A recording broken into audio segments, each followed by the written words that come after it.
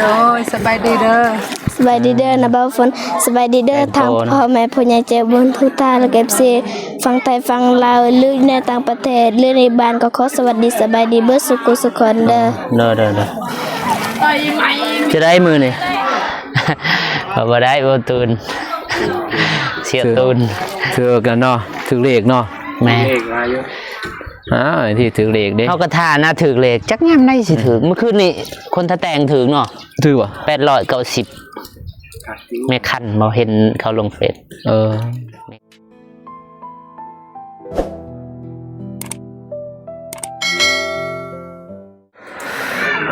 โอเคพี่น้องเปิดภาพมาที่เบาฝนอีกมือนึงพี่น้องมือนี้ก็เป็นมือสำคัญมือสันวันดีนะพี่น้องมือขึ้นบ้านใหม่น้องน้ำฝนเบาฝนขอเชิญชวนพ่อแม่พี่น้องคุณยายใจบุญมาแสดงความยินดีมาแสดงความยินดีกับน้องน้ำฝนเนาะผู้ใดที่ว่าบ่สะดวกมากก็สามารถมาแสดงความยินดีเนาะถ้าอยู่ใต้คอมเมนต์ของเบาฝนเนาะพี่น้องเนาะตอนนี้ก็กำลังคึกคืนพี่น้องทางหลังเพื่อเห็นเบาตูนกับเบานงกำลังยางมาสวัสดีเด้อหากันมาบ่เกะขี้แขวแล้วเนาะพาไปเบิ่งอันนี้ได้บ่ครั้งหนึ่งชื่อรู้จักมาบ่ชื่อรู้จักมาบ่บ่นะบ่อยากเบิ่งบ่ทันได้เห็น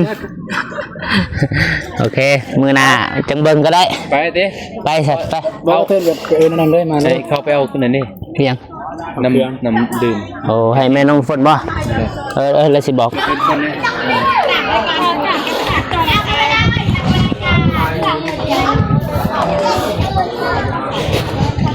โอเคพี่น้องประมาณนี้เนาะภาพบรรยากาศขึ้นบ้านไม้น้องน้ำฝน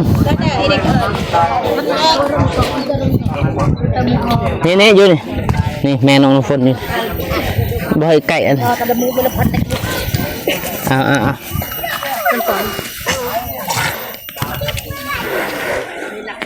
สบายดีเด้อทั้งแม่ทั้งลูกบัดโอ้ยสบายดีเด้อสบายดีเด้อนะบ่าวฝนสบายดีเด้อทางพ่อแม่ผู้ใหญ่ใจบุญทุกท่านและก็FCฟังไทยฟังลาวหรือในต่างประเทศหรือในบ้านก็ขอสวัสดีสบายดีเบิดสุขสุขคนเด้อจะได้มือนี่มียังที่ขาดตกบกพร่องบ่มันบ่เพียงบ่พอบ่มีคือว่าดำเนินไปด้วยดีพี่น้องพ่นไปหาเบานงไปเอาไม่บ่พ่นไปหาเบานงกับเบาตูนไป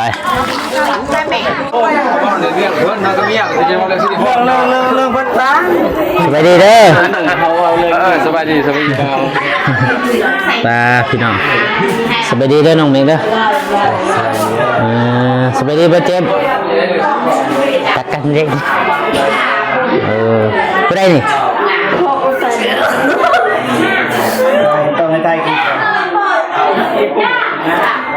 สบายดีเด้อน้องสลีน้องฮานนั่งดีๆสิคือนั่งขึ้นหน้าไปดัง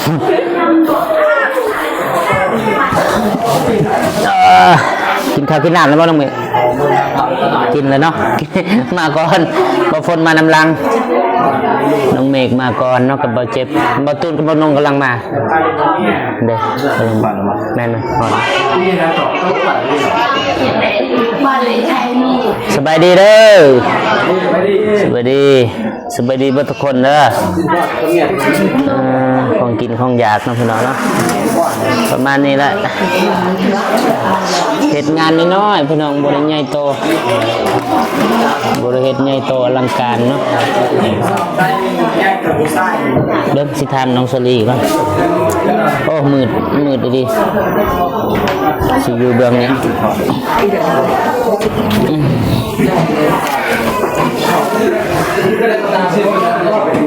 ผู้จะตื่นมาแต่เช้าแต่ว่ามาซอยเวียกอยู่นี่บ่จะบ่ได้ซอยผู้หนึ่งมาซอยน้องฮันตื่นมาแต่เช้าบ่เขาแล้วก็เรียกเพื่อนแล้วก็มีเรื่องกับแม่กินอิ่มอยู่ติกินข้าวกินน้ำกินแล้วแซ่บเพื่อได้เฮ็ดของกินน้องสลีวะคิดว่าน้องสลีเฮ็ดเป็นนี่ยอมแล้ว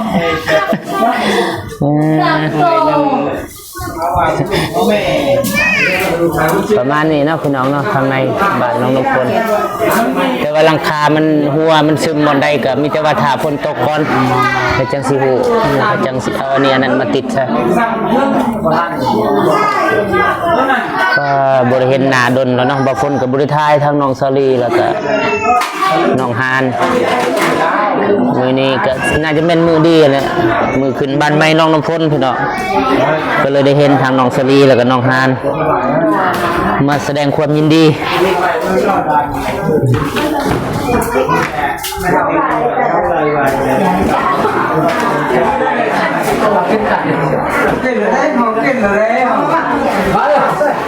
พี่น้องต่อคลิปเบาฝนอีก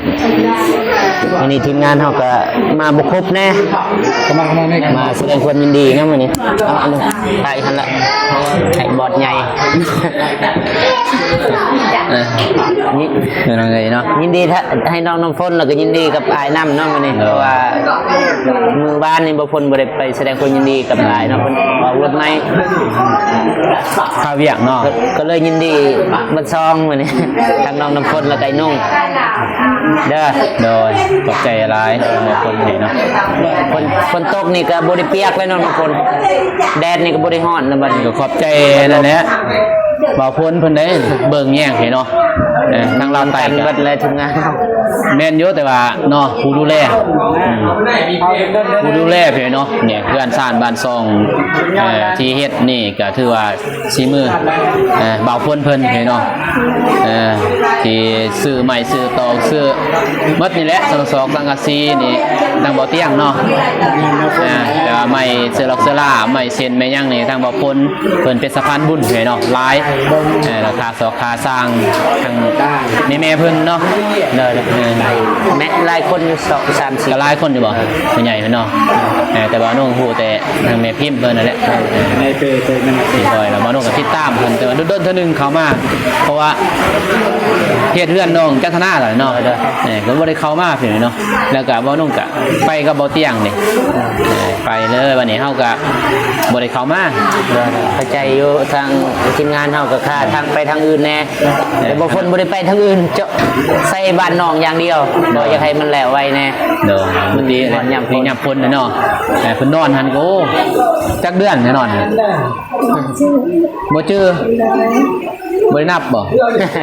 นับวันเด้จักวันน่ะนับวันยากนับเดือนดีกว่าขึ้นมาใจกีตาร์ล้างหน้าแปรงฟันพ่อเฒ่าสวัสดีพ่อเฒ่าพ่อเฒ่าตกกันอยู่โอ้บ่เห็นแล้วได้เจอเลยยืมใหม่เป็นอะไรบ่เจ็บใหม่โอ้คือยืมใหม่มาคนเป็นได้พ่อเฒ่าสบายดีป่ะฮะบ่ดีตัวนะบ่เจ็บเต็มเฮานี่นะก่อนบอกเต็มทั้งห้องเลยตัวนะบ่ตัวสิไปใช้ต่อบัดนี้น้องก็ไปกันดอนนั่นแหละไปกันดอนไปนำกันบ่นั่นแหละไปหันนั่นหมออีกหมอไปส่งนั่นบ่คนเจ็บส่งต่ออีกพอดีทงที่3ที่4พี่น้องไปกวดนั่นแหละหมอใหญ่อ้ายครับกวดอยู่หั่นวันนี้ตอนนั้นเป็นตับมันเด้เดี๋ยวเขาเอิ้นว่าตับอ่อนเพลียเหมือนเป็นตับดอกตับอ่อนเพลียแต่ก็ยากลุกมาเด้อถ่ายคลิปก่อนด้อยเขาจะเบิ่งรถแอร์หนุ่มไปฉะนั้นบ่ฝนก็สิไปเบิ่งคือกันสิถือโอกาสนี้เนาะมาถามไอ้นุ่งเลยนี่เด้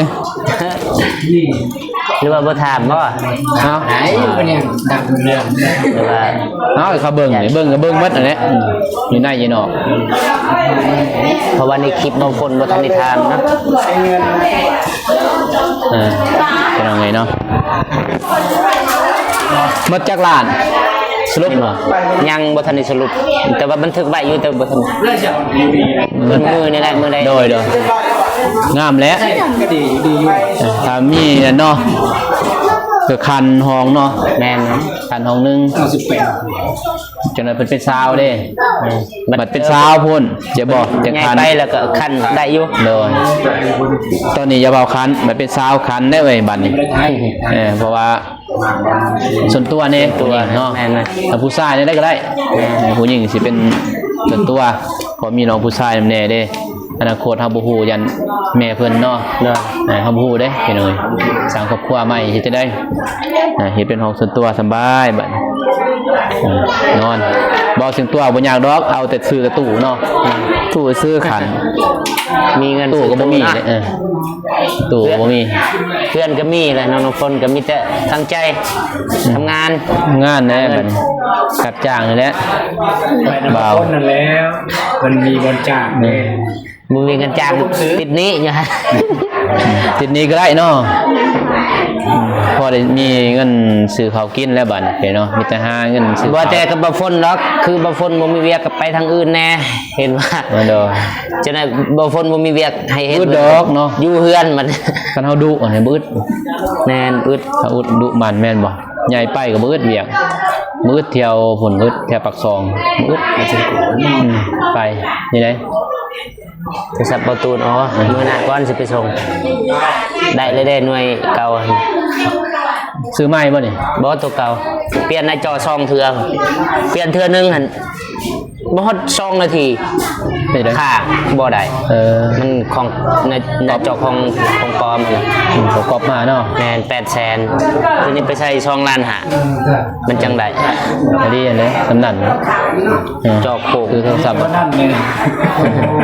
จำซื้อไม่เลยที่กระจอกเนี่ย ก็ได้มือซองกับมือซองซ้ำซื้อใหม่แหละซื้อมือซองได้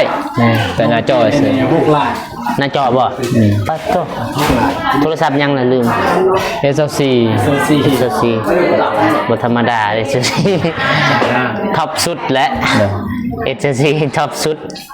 ก็ อยู่ลาวเนาะ พอใส่อยู่อาจจะพอใส่ หน้าจอเปลี่ยนไม่ได้แล้วหอนเด็กออกเลยหอนเด็กออกเลย เดี๋ยวนี้บ่ ตอนนั้นสบายหอนจำไรกระยายังถ่ายคลิปได้เลยเดี๋ยวนี้ ดับเอง หอนเลยมันออกเองเลย ใช่ ถ่ายคือกันถ่ายคือกันเหมือนดับมันใส่ดนเลยใส่ลายเลยใส่มาลายพี่น้องเนาะก็คุ้มค่าอยู่เป็นปีๆเด้ปีหนึ่งแล้ว ปีหนึ่งแล้วคุ้มแล้ว คุ้มค่า ได้ แล้ว ปีที่ว่าได้ละสำนักคันว่ามันฮอดปีนะ เนาะคุ้มค่าแล้วทางผู้ใหญ่เพิ่นดอกสิมาหนึ่ง ซื้อไปมาตั้งซื้อมาเฮียกันนะเป็นซื้ออันนี้กันซื้อแบบมาใส่ธรรมดานะมาซื้อแล้วแพง ไปซื้อลินธรรมดาฟังพอฟังเพลงบ่ซื้อดอก น้องซื้อ นี่ซื้อเฮ็ดงานน่ะนะมันให้คมสัตว์นั่นแหละพี่น้องเพิ่นเบิ่งเนาะ เนาะ เพิ่นก็อยากเบิ่งมันงามนั่นคือเฮาแล้วไปเบิ่งสองหมู่สั่นเด้ๆเฮาไปเบิ่งแม่นบ่ ใช่แม่น้องน้ำฝนไม่ใช่แหละมีแต่ว่าให้น้ำฝนเวลาฝนตกนี่เบิ่งว่ามันหัวบอนใดหั่นนะจะให้จื้อไว้หั่นนะบอนนั้น แต่ยังคันฮู้บ่นี่ แมน แต่ได้หัวบ่หัวติหัว จังหวะได้หัวอยู่บ่มันต้องมีบอนที่ว่ามันหัวนะจื้อไว้แล้วก็สิเอาอันนั้นมาติดอันนั้นแนว ซิลิโคน บ่แม่นซิลิโคนก็ได้แนวติดอันนั้น สกอต แมนสกอตกันอันนี้นะกัน กันชัวคือซีได้เนี่ย บ่ตัวนั้นบ่เป็นหยังตัว ไม่ นั้น ได้เป็นซี คือว่าลายแบบนี้เนาะสังกะสีได้เนาะ จังหวะ มาฟนซื้ออยู่ใส่เนี่ย สังกะสีบ่ มาฟนมาซื้อเลย บ่บ่ บ่ติลายแบบนี้เป็นมันบ่คือลายอยู่กันน้องสลีนะ จังหวะเดี๋ยวเขาก็บ่ได้สังเกตเบิ่งตัวนี้ แต่เป็นห้องลายหั่นนะ เนาะมันมีลาย ลายห้องแท้ปกติเฮาซื้ออันคือเราห้องเดียวแม่นบ่เป็นสองห้องซื้อเนาะ โตอันนี้บ่ เด้อ แม่นน่าจะแม่น คือของน้องมันเรียบน้องมันเรียบ แต่ก็บ่นั่นดอกบ่โง่เนาะก็สิหัวหันนั่นแหละหัวบ่หัน แล้วบ่ฮู้ หัวบ่น่ะ ใส่บอนไหนน้ำฝน ตามเบิ่งอันนั้นสิหัว บนไหน โอ้บ่ฮู้ว่าเลือดต้องสอด ข้าวบักใหญ่ยังบ่คือตอนตะปู มันตอกบ่ถือกันจิกก็บ่ถือ ให้มุงนี่ตอนมันทึก สร้างเปลือง ตอนในข่าวลงขึ้นมันตอบให้มันตอบทั้งเรื่องเลย อันแรกพวกบนใดก็มีแต่เบิ้งแต่จังมาติดอันนั้นเอา เล่นแล้วตอบประเสริฐสักซีมีเรื่องจะต้องตอนซีได้แล้ว ข่าวก็บ่มันเฮาสร้างมาทั้งซี่ก็เป๊ะเลยเนี่ย พอเท่า ได้แล้วทำนี่ ได้ไปไอ้นมคันไปเบิ้ง ใส่ แล้ แล้ว ว นม สิ เลย ลงไปก่อน ได้เอาน้ำส้มเอาไปกิน ได้แล้วให้เพิ่นกิน เพื่อเป็นสิริมงค ระวั ล งเด้อกลับก่อนเด้อ โดย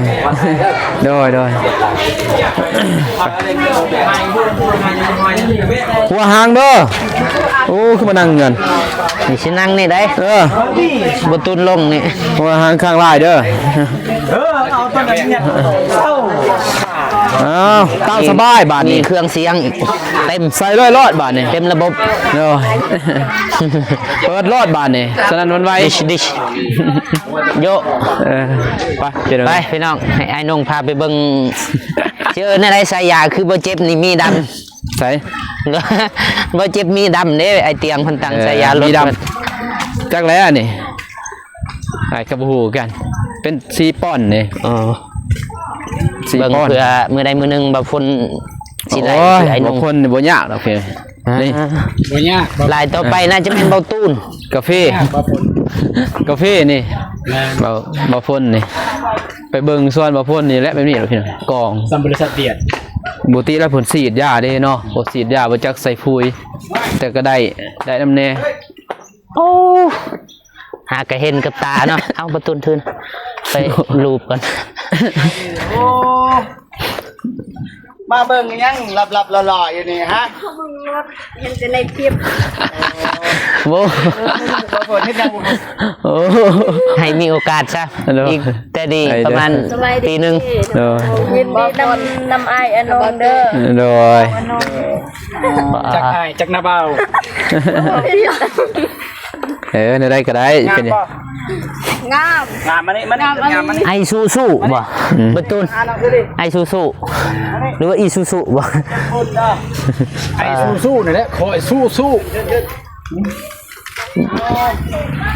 บ่ทันมีป้ายบ่ ยัง2ทิศ โอ้เพิ่นส่งมาให้บ่ โดยเพิ่นยังแลนใบเอกสารสาร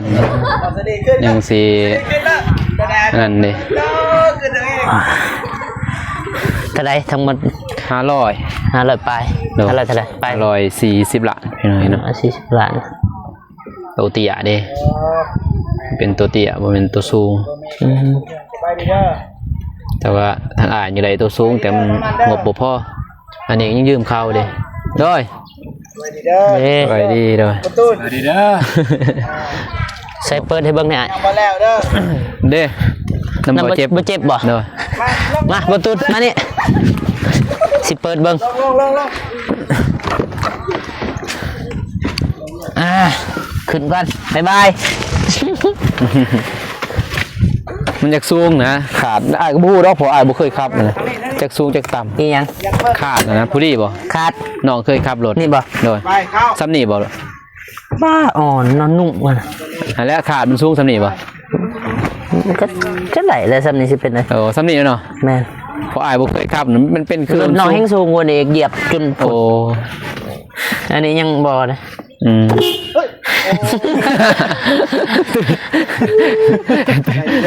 โอ้ทางล่างนี่สิไปเลยบ๊ายบาย ไปลงบ่ลงนะข้าพูดที่นี่กระแจนี่นำบ่เจ็บ กระยาเล่นรถดำคอยกระแจรถเจ้า เอาบ่ฝนลองบ่ฝน บ่มื้อหน้าก่อนสิลอง ลองรถ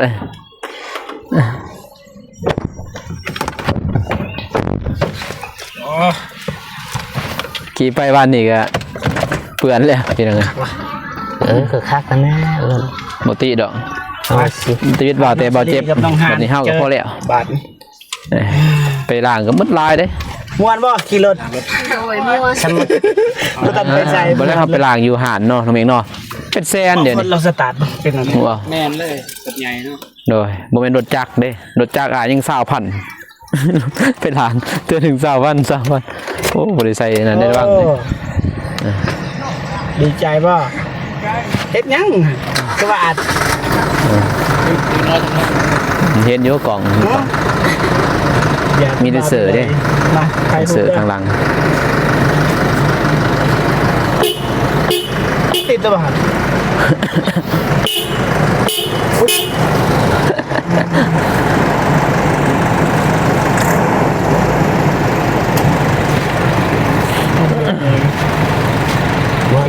บ่ได้ไปใช้หรอก ต้องถ่ายเลย บ่กะบ่ถอยนะอยู่ที่นี่แหละ ลามเลยนี่นะ ถอยแล้วถอย ไปแล้วโอ้ไปแล้วเห็นปั๊มโมติงรถแอร์นมอย่ามามีเสียงเลยรถแอร์นมดีใจป่ะ อุ้ยขาสั่นเว้ยขาสั่นได้แล้วถอยเลยเด้ ถอย สบายไปอันนี้นั่นเนาะ เด้อ ต่อไปเบาตูนเบาเมฆ บ่ได้เบาตูนเสียตูน ถือกันเนาะถือเลขเนาะ แม่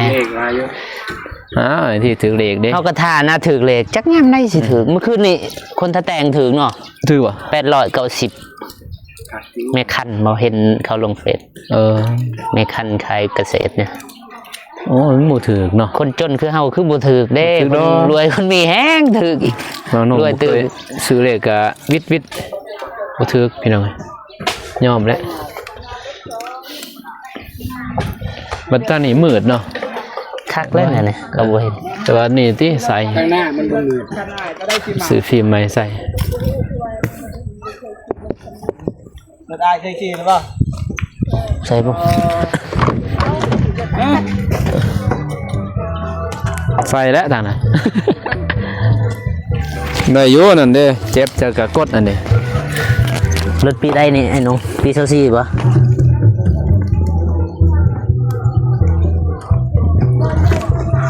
ได้แล้วมันบ่เข้าเว้าเลยมีแต่เว้าโลด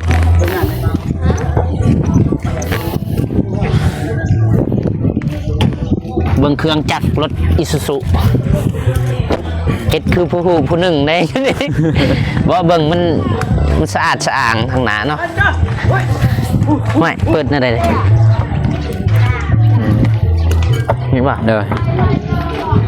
นี่เฮียง แทงโอ้ ขาดเนาะ สิแปลงก่อนเด้อสะอาดสะอ้างเนาะ สะอาดจางนะ สะอาดกว่าเบาฝนอีก มีสะอาด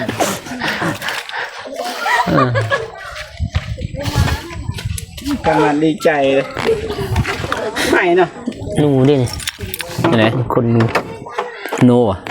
น่าจะแมนนั่นนี่ โนมานอนนะปะอยู่เพื่อนนี่แห้งนูลายหั่นเลยแต่ก็ห้ามบ่ได้ดอกเนาะโน แม่น ไปหามนูได้จะเขา เจ้านี่ปลูกกันยังไง มันไปตามฮะ น้ำยาหนู อย่า อย่า เฮาไปอยู่ในนี่อันตรายดิอยู่ใน โนบ่ มันเฮ็ดหังมันอยู่ฮะ เฮาซื้อรถมาใหม่ๆบ่ฮู้นะ เขาทางไหน บ่ได้เปิดเป็นปี เปิดเบิ่งปะโถหังหนูอยู่นี่ นี่นี่เขา แม่นแต่นี่มันทางนี้แต่ว่ารถเฮามันจะออกมาทางนี้ทางลุงกองนะแล้วมันจะเข้าไปนี่แล้วมันสิเข้าไปในจักร ขักนะ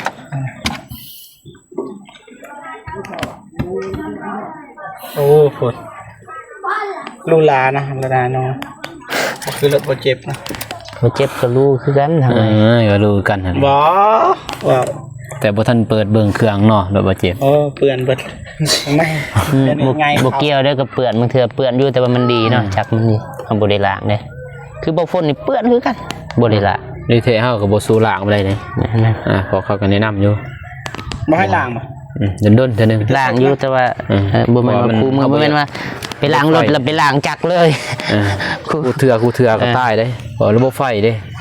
เฮาย่าน มาท่านได้ขี่เลยรถไอ้น้องขักวะโบตูน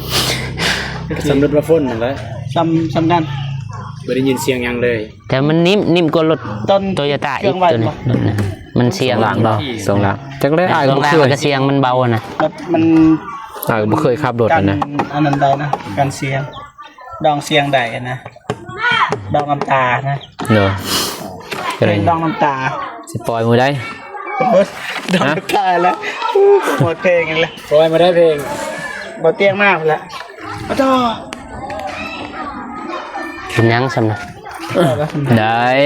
ใส่ทรงกันบ่ ได้ โอ้ยได้อยู่ เปิด ก็ตรวจสอบเบิ่งเว้ย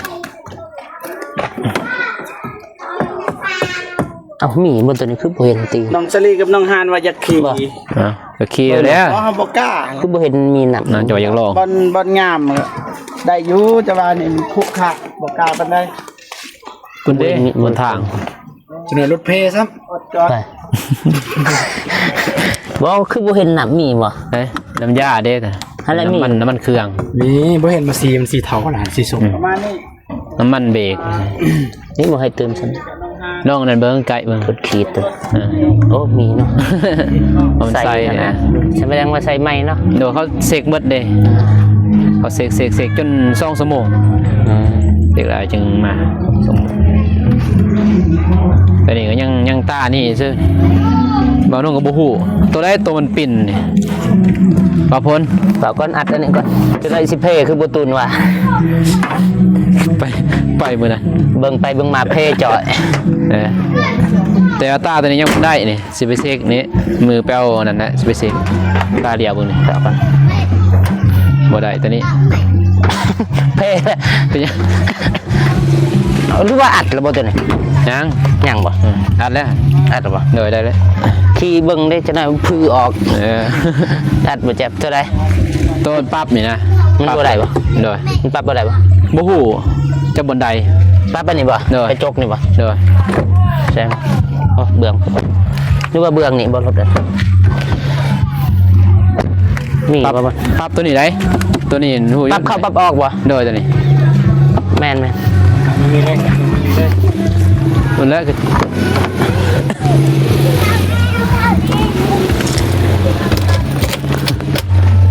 ตัวใดตัวอย่างเบิ่งแบนอันนี้นะได้ ฮะ ตัวนี้บ่ปรับตัวนี้บ่ เดี๋ยวตัวนี้อ้ายฮู้อันนี้เดี๋ยวฮะ ตัวปรับอันนี้บ่ เดี๋ยวตัวนี้ฮู้แต่ว่าตัวนี้ตัวแม่นี่แหละบ่ฮู้นี่ตัวนี้ โอ้ อ้ายแล้วบ่ฮู้ ยันมันบ่มีที่รถอะ ใช่ มีบ่ มีแหละ เพราะว่ามีบ่ได้ เดี๋ยวเพราะว่าคันจะสิฮักมานี่บ่ได้เด้นี่บ่ได้มันปรับดิมันมีการปรับ คือบ่เห็นเนาะ คือบ่พ้นมันก็อยู่บ่อนนี้เลยนี่บ่อนนี้ แม่นป่ะ แม่นหรือว่ามีบ่อนอื่นเห็นบ่มันบ่มีคักบ่อนนี่แหละคือรถไอเตียงนี่มักบ่อนนี่ ไม่ยัง ตาสูงตาต่ำมันนั่นเขาจะ แม่นบ่ตอน น่าจะแม่นเลย อ้ายก็บ่ฮู้เลย เดตาแล้วก็เฮ็ดให้มันสูง โอ้ มันต่ำมันอันนี้นี่ อ้ายก็ปรับเด้อจักไม่ได้ซั่นนั้นบ่ฮู้ คักดูตัวนี้หั่นเด้ขนาด โอ้ มันปรับอัตโนมัติ ปรับได้เนาะ สูงสำใดก็ได้ต่ำ โอ้ สำใดก็ได้แต่ว่าตัวนี้จังหวะแล้วตัวนี้มันบ่เฮากับบ่กล้าบีบเพื่อน นะมันเป็นยังอะครับบ่ฮู้ มันบ่เห็น อ้ายยังบ่ฮู้ เพราะรถน้องมันจะมีกาบนนี้เลย ไกลนี่เนาะ นะมันมีคือกระจกมันให้พับ อืม แต่ว่าเฮาพับมือก็ได้แบบนี้น่าจะได้อยู่แต่ว่า ปรับมือมันก็ดีดออก นี่ดอกว่ะ เด้อแล้วมีบ่มันต้องมีนะหั่นเข้าหั่นออกแอบ ได้แล้วยินดีนำ เนาะ แต่นมจะเบิ่งนี่ โอ้ทางนี้ก็เขียนหนังสือ ไปมาบ่ตุนยาวเลยชั่วโมงปลายคลิปนี้พี่น้องแต่ว่าถ้าเบิ่งถ้าติดตามเนาะบ่พ้น สมมุติป้ายบ่ เอาก็ตั้งแต่พุ่นแหละว่าท่านเนี่ย คลิปรวมเลย เอาอันนุ่งเสร็จแล้วปาติไม่โอกาส มาหุมมึงรถไอ้นงเนาะบัดนี้ FC เอาบากได้ตื่นพ่อนุ่งเข้ามามันวุ่นวาย โอเคพี่น้องถือว่าสำเร็จเสร็จสิ้นเนาะมื้อนี้เนาะว่าทางบ้านน้องน้ำฝนเพิ่นได้ขึ้นบ้านใหม่เนาะมื้อนี้เนาะเป็นมือสั่นวันดีเนาะพี่น้องเนาะบางคนแล้วก็ทีมงานแล้วก็พ่อแม่พี่น้องญาติพี่น้องทางน้องน้ำฝนก็ได้มาแสดงความยินดีกับน้องเพิ่นเนาะต่อไปนี้ขอให้น้องน้ำฝนหรือว่าครอบครัวน้องน้ำฝน ให้ร่ำให้รวยเนาะบ่ให้ทุกข์บ่ให้ยากเนาะพี่น้องเนาะเป็นเพื่อนคำเพื่อนคูณเพื่อนเมียนเงินเมียนคำเนาะพี่น้องเนาะถ้าบ่มีผู้ใหญ่ใจบุญในมือนั้นน้องน้ำฝนก็บ่มีมือนี้เนาะบางคนก็ขออวยพรแทนเนาะน้องน้ำฝนขอให้ผู้ใหญ่ใจบุญในชีเบิดสุขุสุคนเนาะที่ว่าได้ช่วยเหลือหรือว่าซัพพอร์ตน้องน้ำฝนตั้งแต่เพิ่นแหละนับตั้งแต่ซื้อดินจนเฮือนแล้วพุ่นน่ะพี่น้องบางคนก็ได้อวยพรให้เรื่อยๆนะพี่น้องเนาะก็คือหลายๆคนที่มาซอยทางน้องเพิ่นนะพี่น้องเนาะขอให้FC หรือว่าผู้ใหญ่ใจบุญที่ซอยน้องคนจงอยู่เย็นเป็นสุขสุขกายสุขใจเด้อสุขภาพแข็งแรงความเจ็บบ่ให้ได้ความไข้บ่มีให้ร่ำรวยปรารถนาสิ่งใดขอให้ได้สิ่งนั้นพี่น้องสมดังปรารถนาเด้อสาธุก็ถ้าบ่มีพี่น้องน้องน้ำฝนกับบ่มีในมือนี้นะพี่น้องเป็นเพื่อนหลังนี่กับบ่แม่นเป็นเพื่อนของน้องน้ำฝนผู้เดียวเป็นเพื่อนของผู้ใหญ่ใจบุญเนาะที่ว่าได้ช่วยเหลือและเป็นเพื่อน FC เบิดสุขสุขคนเนาะที่ว่าได้สนับสนุนแล้วก็ได้เบิ่งคลิปทีมงานเฮาเนาะแล้วก็เป็นเพื่อนที่ของทีมงานใส่บุญเราไต่เบิดทุกคนเนาะเป็นเพื่อนที่ว่าได้มาจากทุกคนเนาะที่ว่าได้ช่วยเหลือบ่แม่นว่าเฮือนน้องน้ำฝนผู้เดียวพี่น้องบางคนก็บ่จักสิเว้าหยังพี่น้องเพราะว่ามื้อนี้เป็นมื้อสุดท้ายที่ว่าได้เฮ็ดเฮือนให้น้องเพิ่นแล้วก็สำเร็จเสร็จสิ้นเนาะพี่น้องเนาะมีแต่ว่าต่อไปจะฝากลูกศิษย์บัดทุกคนเป็นกำลังใจให้เบาคนตลอดไปเด้อโอเคพี่น้องตอนนี้ก็ฝนตกแห้งพี่น้องเบาคนมาเลยฝนโอเคมีแต่เบาคนก็สิขอจบคลิปเพียงเท่านี้เนาะขอกันคลิปต่อไปสำหรับคลิปนี้เบาคนขอเข้ามาสบายดีเด้อบ๊ายบาย